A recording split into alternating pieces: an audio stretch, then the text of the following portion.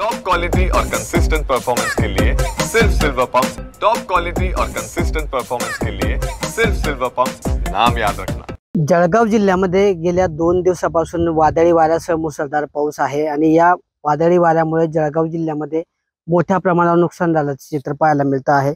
आपण आता जळगाव तालुक्यामध्ये आहोत। एकंदरीत जर बघितलं तर केळीचं या 2 दिवसाच्या पावसामध्ये केळी पिकाचं जे आहे ते मोठ्या प्रमाणावर या ठिकाणी नुकसान झाल्याचं चित्र आहे।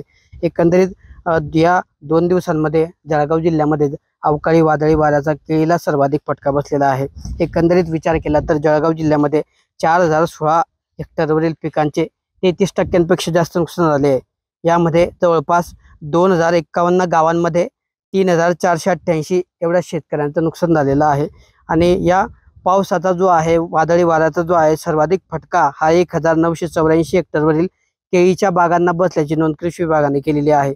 एकंदरीत हा जो पाऊस आहे या पावसाचा जळगाव जिल्ह्याला संपूर्ण जळगाव जिल्ह्याला नव्हे तर केवळ 7 तालुक्यांना फटका बसला।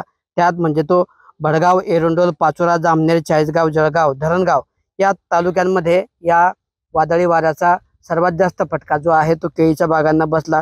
तर इतरही 1890 हेक्टरवरचे फळबागा तसेच 120 हेक्टरवर पपईचं सुद्धा तसेच भाजीपाला पिकाचं सुद्धा नुकसान या ठिकाणी झालेलं आहे।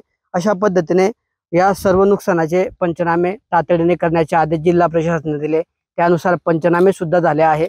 मात्र आता लवकरात लवकर नुकसान भरपाई मिळावी एवढीच मागणी या शेतकऱ्यांकडून केली जात आहे। ईश्वर पाटील, TV9 मराठी, जळगाव।